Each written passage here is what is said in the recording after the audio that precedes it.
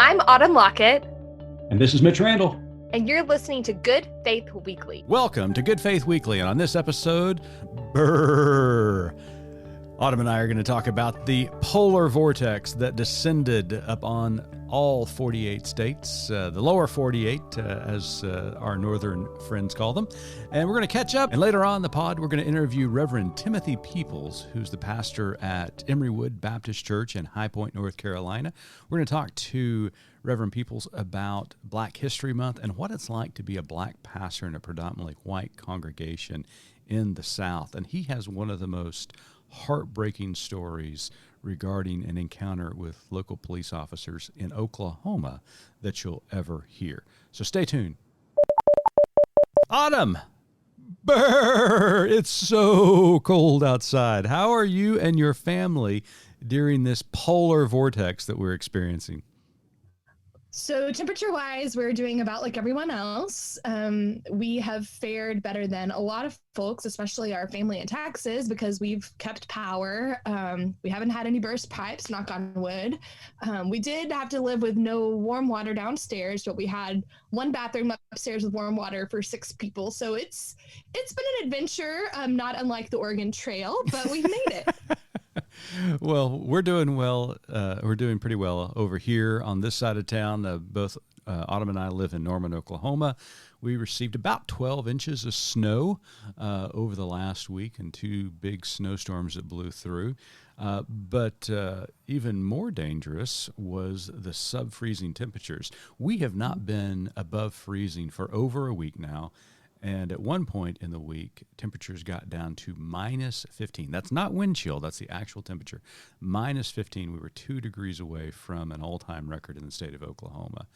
But, Autumn, I am thankful because when we look south of the border, and what I'm talking about, not the U.S. border, but the Red River, our brothers and sisters in the deep, great state of Texas, the Lone Star State, are having a very difficult time. So yeah. You are from Texas. You got family down there? I'm a Texan, born in the heart of Texas. And I will tell you, Mitch, I feel like I might be a little bit to blame for this. Because I've been praying basically every night for Texas to turn blue. I didn't mean for them to like literally freeze to death in their homes, which is what's happening. It's just bananas. It is a horrible, horrible situation taking place in the Lone Star State right now. Millions of Texans are without power. As you said, unfortunately, there have been numerous deaths accounted for in direct association with the temperatures down there. People without water. One of our employees at Good Faith Media, who lives right outside of Austin, Texas, was without power for almost 48 hours. Had to boil water to make certain the water is safe. Well, they're boiling snow. They don't even have water. That's right. They're boiling snow. That's exactly right. So it is just a terrible, terrible situation down there. And a lot of people are asking, why did this happen in Texas? And there's been a lot of information come out that I think a lot of people just didn't know about. Texas has its own power grid. There's 3 power grids in the entire United States, and one of them is assigned to Texas. And a lot of that is because Texas wanted to deregulate energy, and they did so. And here we are. Their power grid has become overwhelmed with what's going on, and they're having to have rolling blackouts across the state. It's leaving people in a deep freeze. So it's unless you live downtown where you need to have all the lights on in the city, or you live in Highland Park, or I've heard that if you live near a hospital, they are, of course, for the safety of patients there who depend on, sure, electricity for life, then you're okay. Yeah. It was so crazy. They are being selective. They are being selective. It was crazy when all of a sudden the rolling blackout started, and it became very apparent that this was a much larger problem than anyone had anticipated, and that the grids and the power companies down there were totally caught off guard. How the finger pointing began almost immediately, and Texas legislators and elected officials are primarily Republican, and they started pointing fingers at the Biden administration, for some reason AOC and the Green New Deal. And it was quickly pointed out that they had nothing to do with what happened in Texas. And he's been president for 4 minutes. I know. And then, of course, they quickly pointed to the frozen windmills. And even the power companies saying, no, it's not the windmills. Windmills provide 13% of our energy. We were just totally caught off guard. And a lot of that had to do is a direct association with their deregulation rules there. They are set to handle any heat wave that Texas has in the summer, but they were not prepared for any kind of freezing temperatures like this. And because of the improper winterization, or really the lack of winterization to a lot of their wells and pipes, they just became overwhelmed. And this is what you get when you have people who cry deregulation. They don't want government oversight. Well, when you don't have government oversight, then companies skirt safety procedures, improper winterization to make money. It's about profits. Yeah. And this is what you get when a catastrophe takes place. And then, you see some legislators pointing or saying things. I think it was Colorado City, the mayor of Colorado City, Texas. It's nauseating. Saying, fend for yourselves. Don't dare ask us to do anything for you.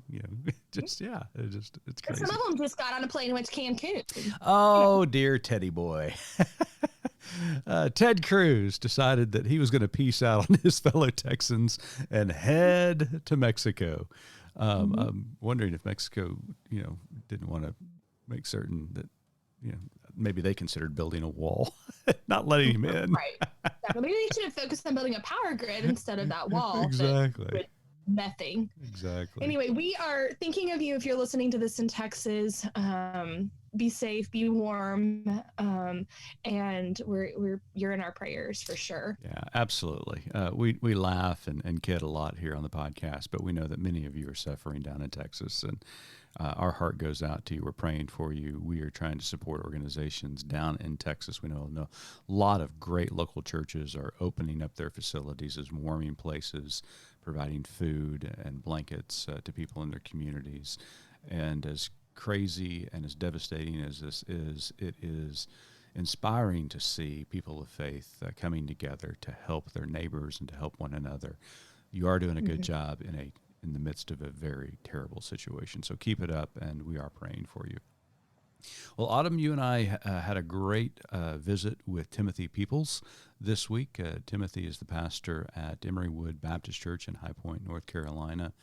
And it was one of the most eye-opening conversations that I've had in a long time.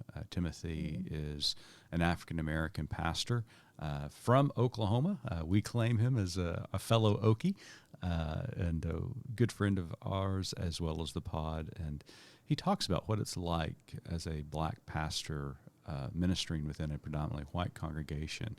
But he goes beyond that and talks about some of his personal experiences of being just a black man in a predominantly white culture or white state.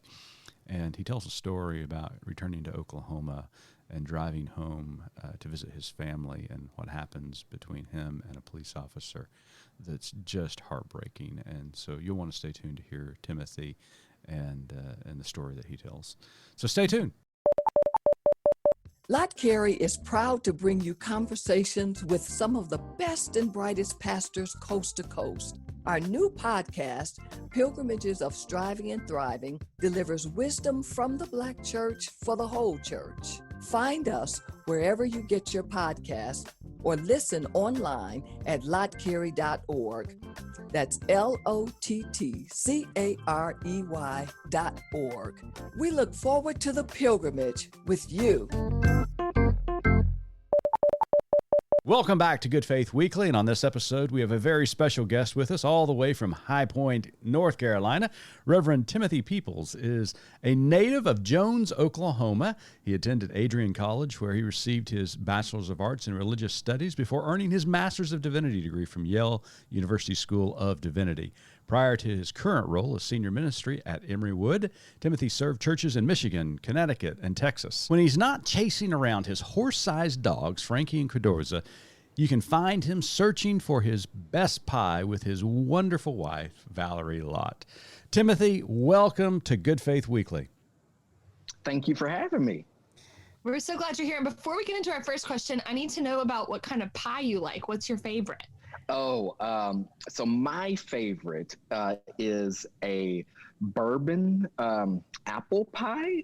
Our favorite place is in Duluth, Georgia, a Crave Pie. And even for our wedding, we brought them all the way from Georgia to Nashville because we were so in love with their pie and just amazing. So anywhere we go, we always search for the best pie. But anytime I can find a bourbon apple pie with just some good caramel in it. Whew, Lord, it's amazing. My gosh. You had me at bourbon, and then you had an apple and caramel on it. So, wow, that sounds delicious. Yes. That's the holy trifecta of pies. It's Jesus in a pie. It really is. It is. You're in Oklahoma City. You may have already discovered Pie Junkie. I don't know. Yes. Okay. They have the best key lime pie, I think, I have not had the key lime pie. And I probably should go home to Oklahoma more. My mother does ask for that too. So I need to do better with going back. Excellent. Well, speaking of family, we like to ask all of our interviewees on the podcast during this pandemic, how are you and your family handling this? Your congregation handling this? Are you healthy? Yeah. Valerie and I have talked about no one should want to go through their first year of marriage through a pandemic. No doubt. All the things that you expect to learn 5 to 10 years later, you learn in the first year, right? Because you're stuck in the house together and all the things.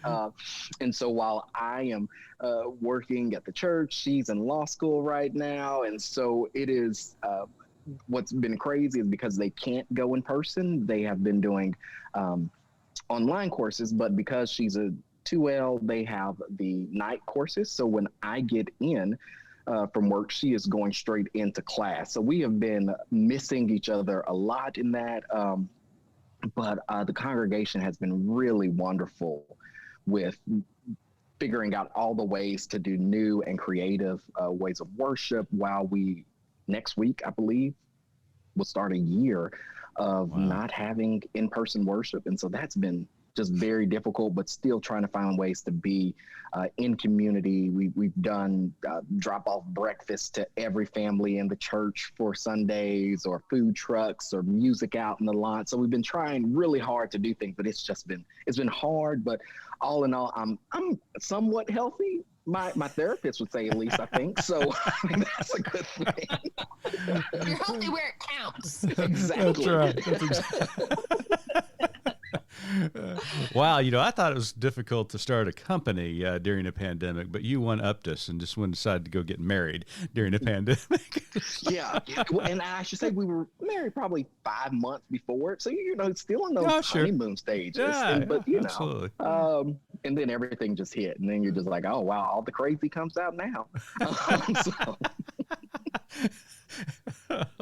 There's a lot we could unpack right there, right? Yeah. Right. But we'll leave that to your therapist. Yeah. Well, Timothy, we are very thankful that you agreed to be our guest this week as Good Faith Media continues to celebrate Black History Month. As the country celebrates and remembers, I'm just going to ask you off the bat, who are some of your heroes as we think about Black history? Who are some of the individuals who have inspired you through your life and career? One of my all-time favorite heroes is Abraham Heschel. And I love Heschel not just because of his amazing writing, which I cry every time I read any of his works, but also his role in the civil rights movement. When you notice that iconic picture of MLK walking in Salem, right next to him is Heschel. And he gives that line of, I felt like my feet were praying with every step, every movement that I made. And he continued to be such a huge component in the civil rights movement, also because he knew what life was like because of World War II, where his own family were dealing with so much hurt and pain, with concentration camps, with Hitler, with Nazism. And so beginning to walk that movement into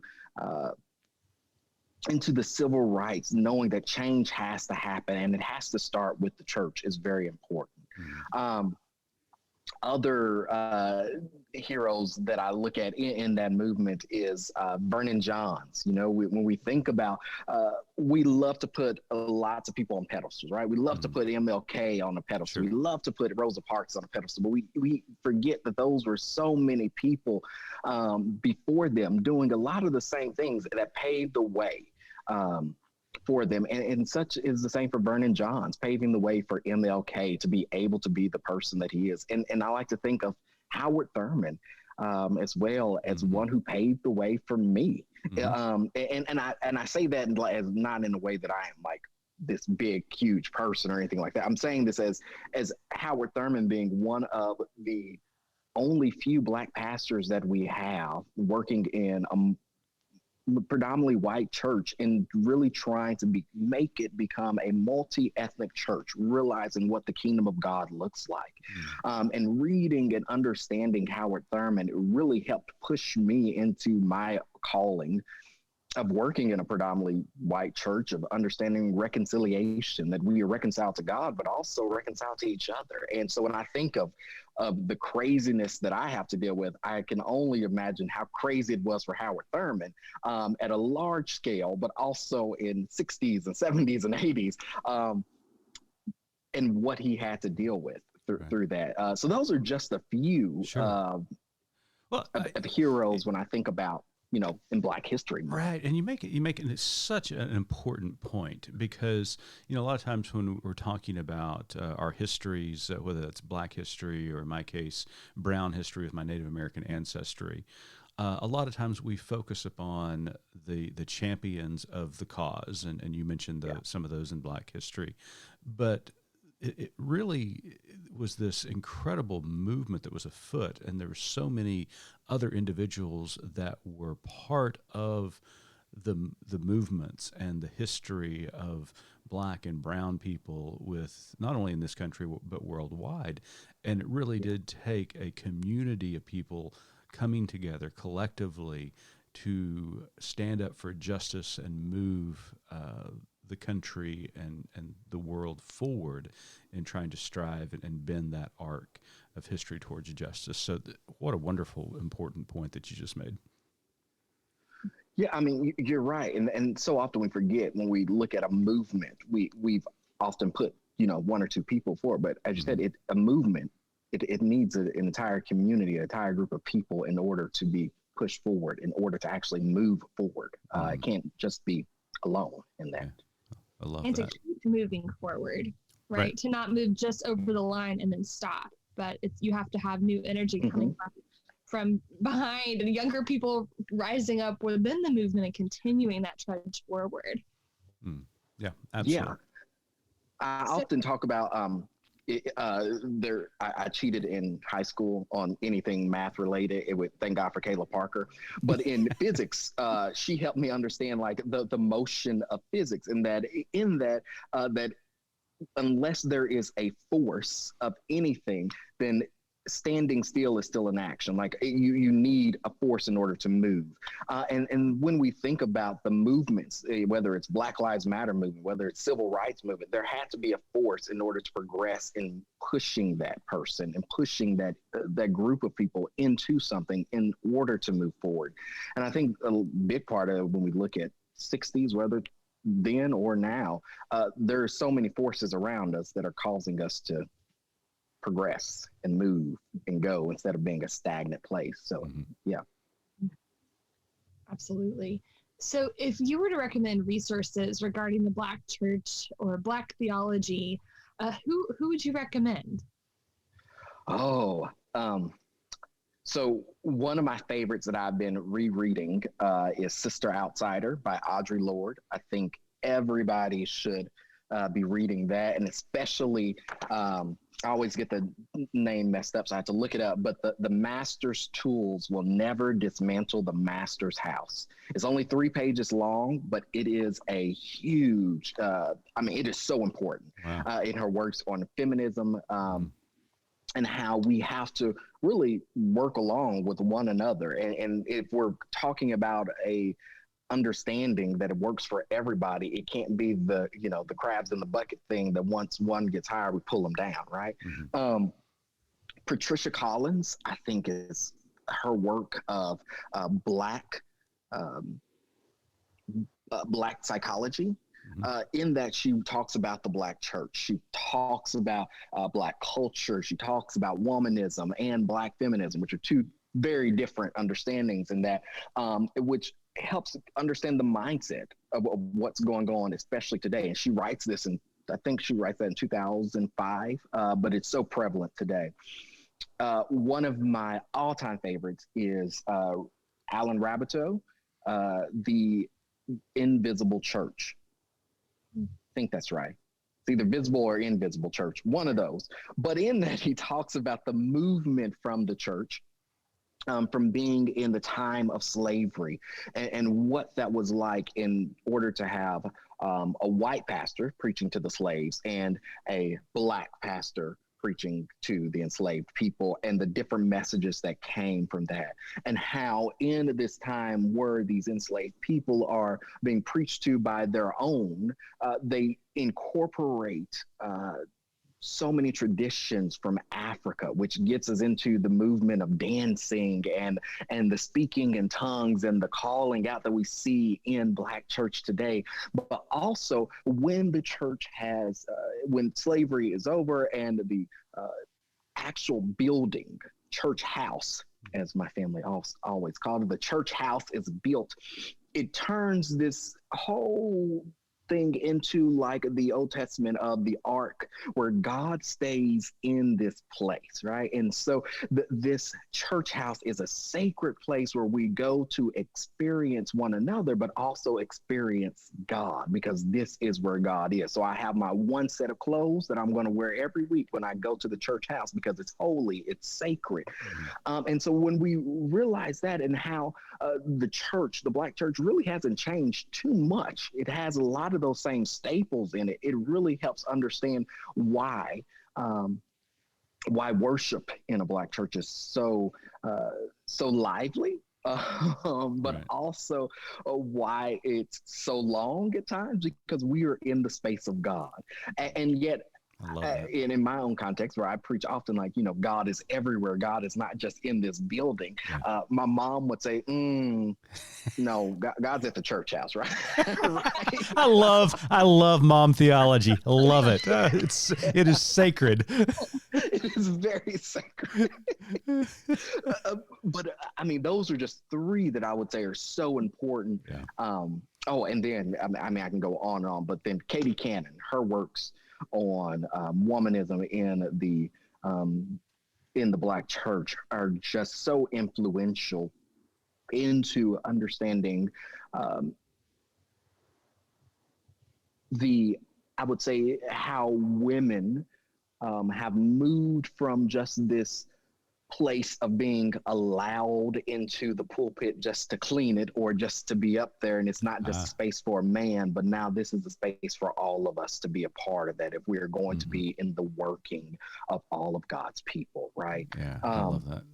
And so most of the things that my undergrad minor was in feminist ethics and womanist studies, so most of the things that I read are all around womanist studies, womanist theology. And so when I think of big, things that everybody should read, it is Audre Lorde, Katie Cannon, Patricia Collins, Carrie Day.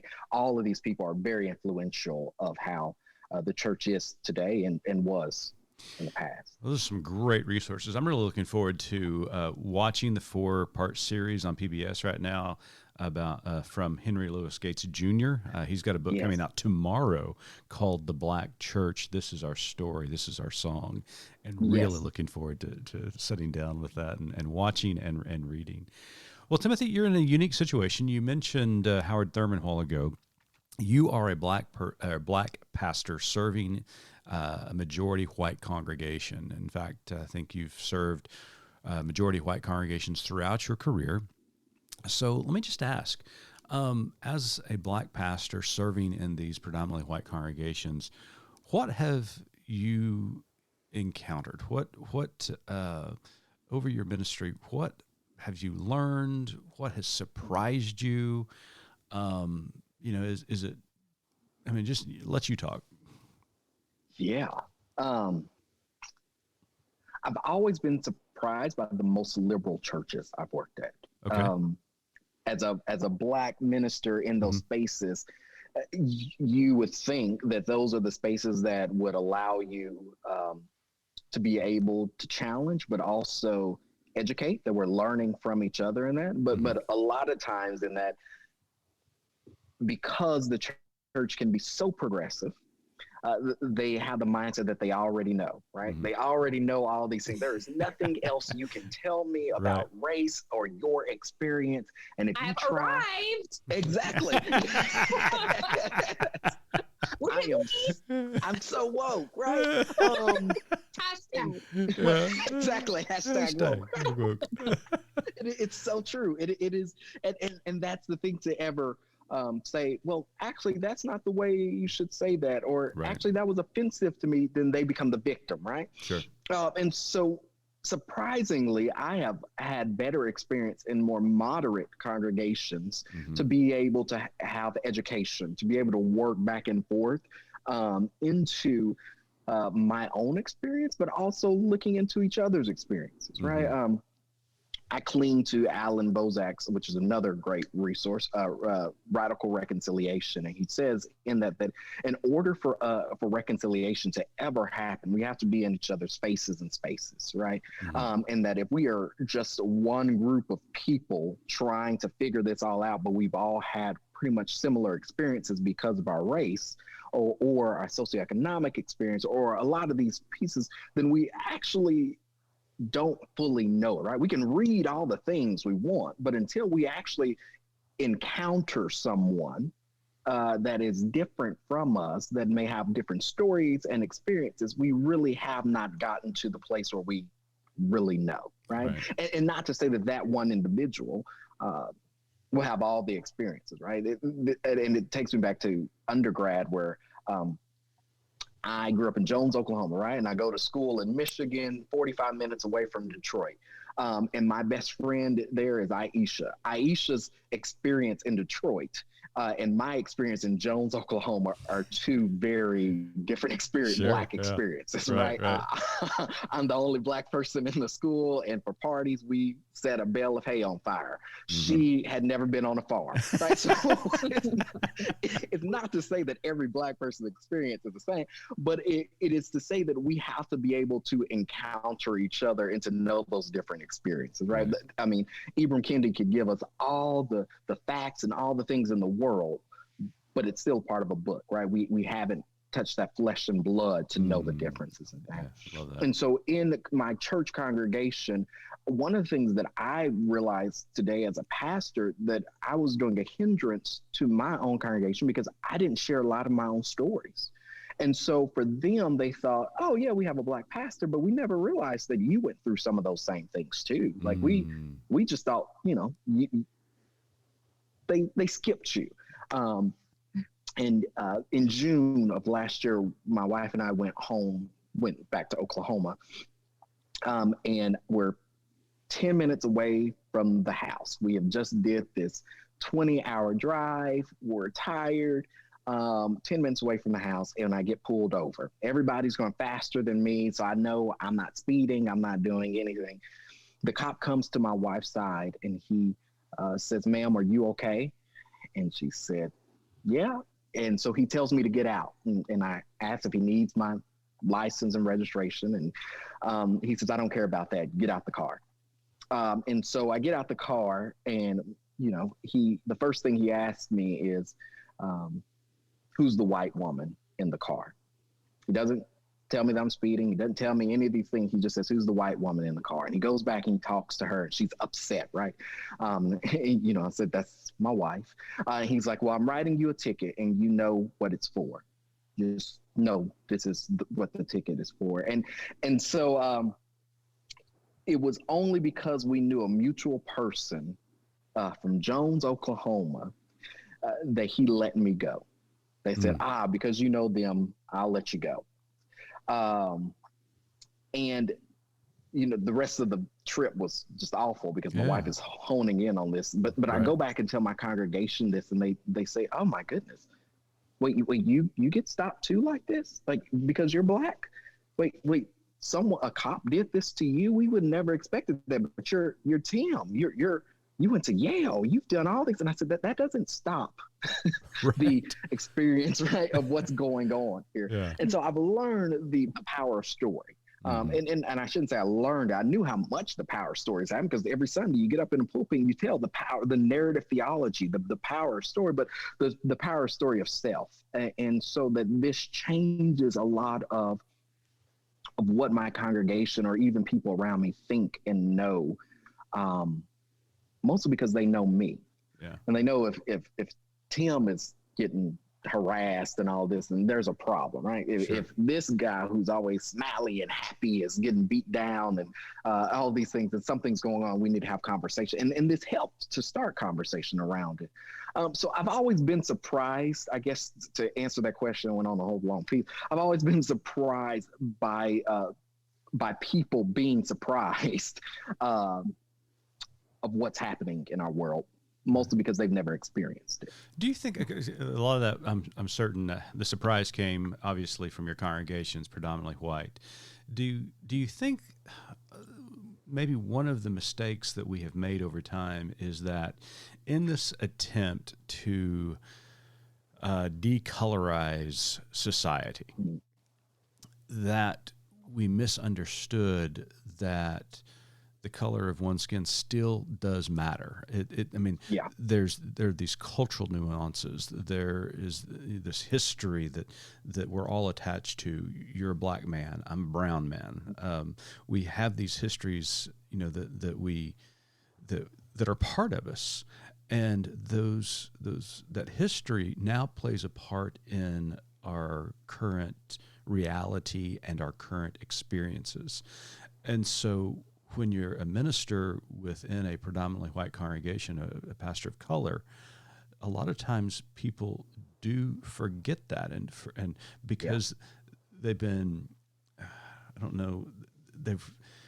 it's been pounded into their heads so long that to look past skin color, to see each other's heart and soul, and judge people on that, and they of course vote, or they quote MLK a lot about content of character. They realize you didn't have to tell MLK he was a black man. He knew it. He lived it every day. Exactly. Yeah. He wasn't saying forget it. But a lot of times I think that is something that's important that you just brought up, is the power of personal experience, shared experience. And so when somebody hears someone else's story, it's very powerful, because then all of a sudden it humanizes you to the congregation, not only as a brother or sister, but as someone who has a unique history and unique experiences. Yeah. I totally agree with that. And, this idea of, the first thing when I walk in the doors, when I first got here, is, we're colorblind. I'm like, no. We're going to change that. Yeah. That's not what I want. I want you to see me for who I am, and I will see you for who you are. Like, let's not do that colorblind theology. That's all bad. No. But yes. So do you think that the inverse has happened for your congregation, of what you experienced with this police officer? He just saw a black man in the car with a white woman. Do you feel like having you at the helm of this congregation has given your congregants a different lens to view black people that they encounter in their real lives? Yeah, I think so. The funny part is that most of them that I'm probably the black person that they experience, in the real, they don't have too many other ones. Okay. I mean, to explain more about our congregation, we sit on Country Club Drive. We're two blocks from the country. So, Okay. That's all you needed to say. Got it. but I have had some of them come up to me and say, somebody came to my house to do work, and I felt comfortable to ask them a question. They were Black, and we sat down and had an entirely different conversation than I ever would have had. Right? I didn't say that I knew their experiences. I didn't say that I totally understand, but I learned from them. And this is just the electrician coming by. This is the guy coming doing this. And so I think in some ways it is giving them some action to be able to ask questions, or even just to have conversations. And this is one thing that I always talk about, just have a conversation with somebody. They'll let you know if they don't want to talk to you or talk about it, but the power of talking to one another in able to enable us to get those shared experiences, right? Or to understand those experiences. And so I have seen them step out a little bit more with a little more courage to those people of color. And that's been fascinating. And they've been really engaged in wanting to do things. And I say, whoa, we're not just going to go and invite some Black church down the street and say, tell us everything, right? Right. Y'all are not going to embarrass me like that. We're going to have some conversations. Not just going to get some fried chicken and watermelon because you think, no, we're not going to do that. Gotcha. I totally understand. But as we are now starting slowly, and that's one of the things that and I know this is very different from many other pastors, and so everyone has their own thing. I have an issue of just getting to the pulpit and condemning and saying things just in a sermon, and then we check it off our box because we've done that. We need to do that. We need to say that so people will know. Mm-hmm. But I think education is a very important piece of that. And so for me, I will say things from the pulpit at times, but most of the time it comes through, we're going to have some study groups and we're going to understand why Christian nationalism is very bad. And not just because you're going to ignore my 1, 2, or 3 sentences in the sermon. Right. We're going to talk about this in Black space and understanding discussions and PowerPoints and books. We're going to really get in depth in this, because if we believe that this is part of the gospel work too, if we believe that all of these things are necessary so that we can be reconciled to God, then it can't just be this one-off check. We have to incorporate it in the same way that we incorporate all the other aspects of our faith. Right. And so it needs to become embedded into our faith, embedded into the study and theology in which we believe, to know. And also I know that in my congregation, if I say something quickly in the pulpit, they're just going to ignore it. But rather we're going to sit down and have these discussions, because we can ask questions and disagree and agree in all different types of ways. And so I think, to go back to the main question, I do believe that has given them calls to be able to have better conversations with people of color, and even reaching into different socioeconomic ranges, and to see a very different experience than their own, and to be able to hear it, and not just be ready to have a comeback for whatever they say. Right. And this is so fascinating to me, Tim, because what you just mentioned, especially with you in your congregation, as well as many more liberal to moderate congregations who are seeking to be educated, to learning more about what it means to strive towards racial justice. There is sometimes this over-eagerness by white churches and white Christians to leap into these conversations, or to try to force these conversations.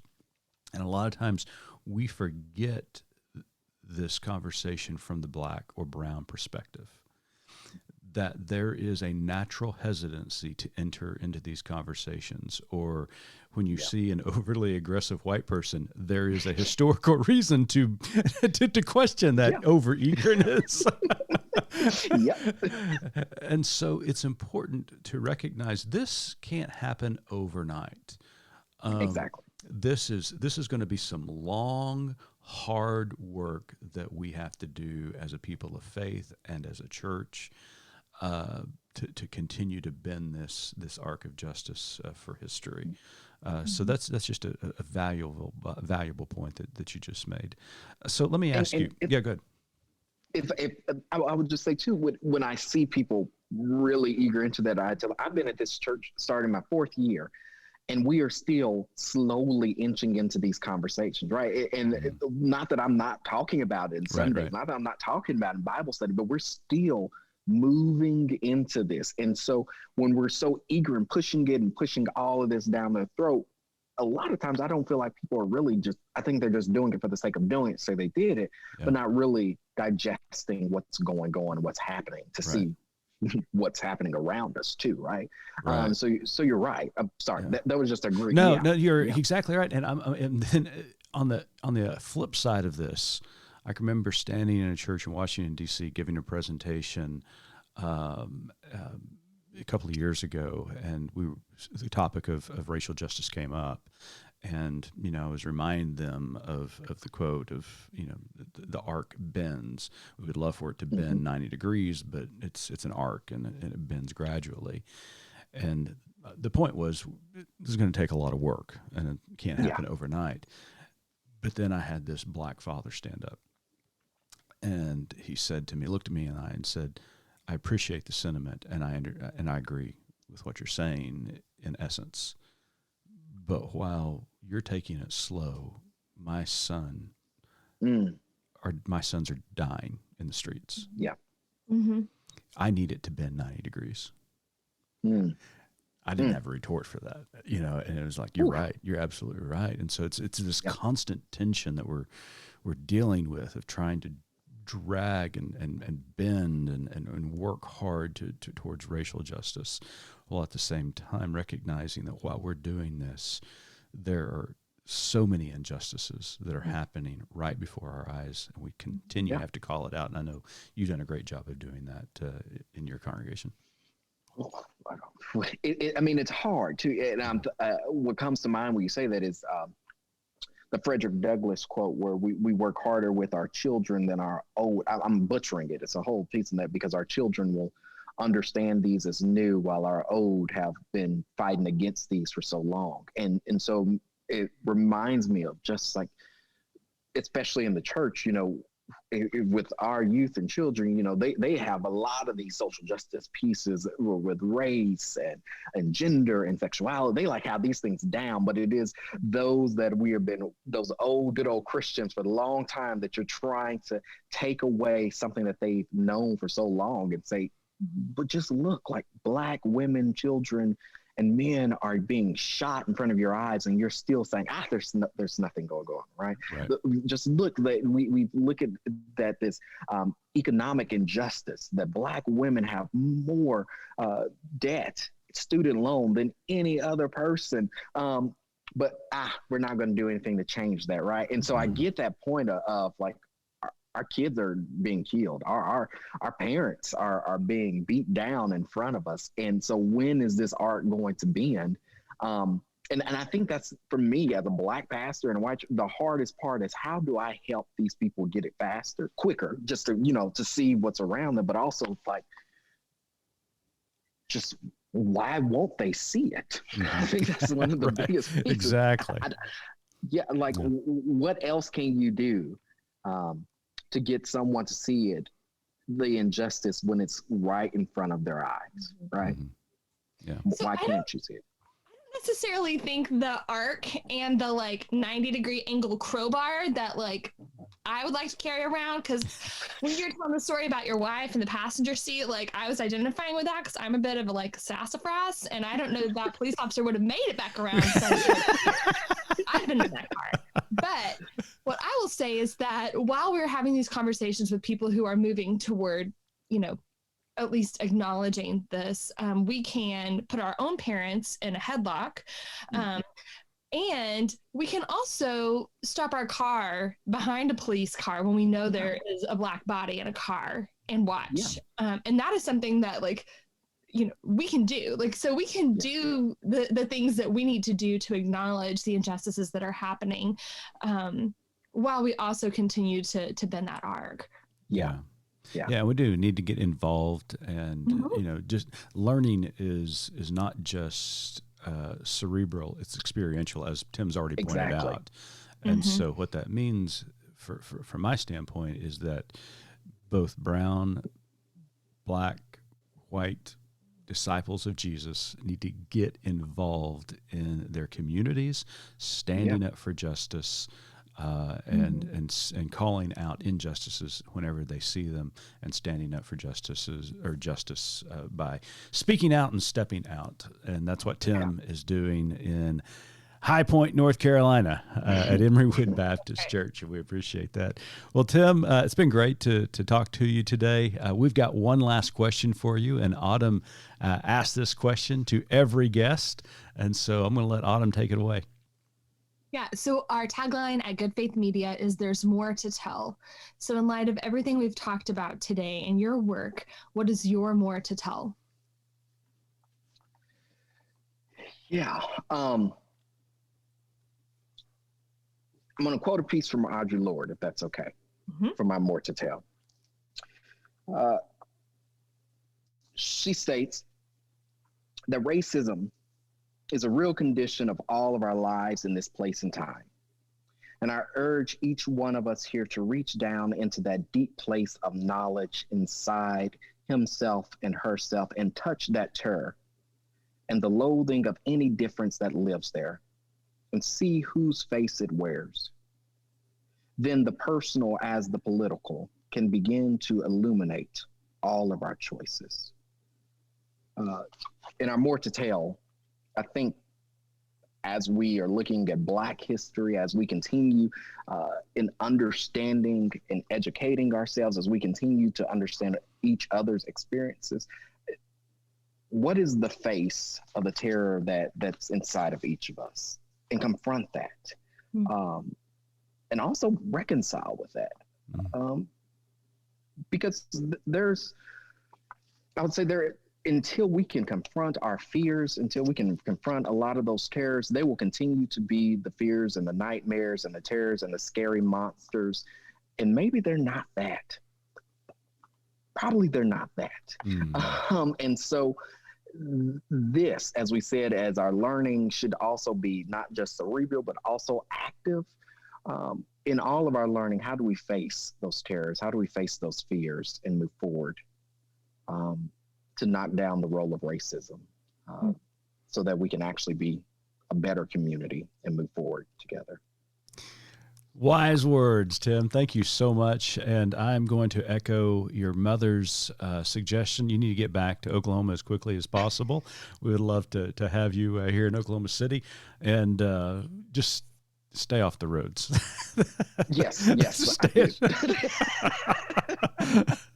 But no, seriously, we'd love to have you come back. We'll go get some coffee and pie once this pandemic's lifted, and we'll have a good time. I haven't met Valerie. Would love to meet her, and because she sounds like she can throw a punch or two. So I'm excited about she can. Don't worry. She can. Well, Reverend Timothy Peoples, Senior Minister at Emerywood Baptist Church in High Point, North Carolina. It's been a pleasure. Thank you for being a guest at Good Faith Weekly. Thank you all so much for having me. And to our listeners, thank you again for tuning in to Good Faith Weekly. As always, we appreciate your support. And until next time, keep living good faith.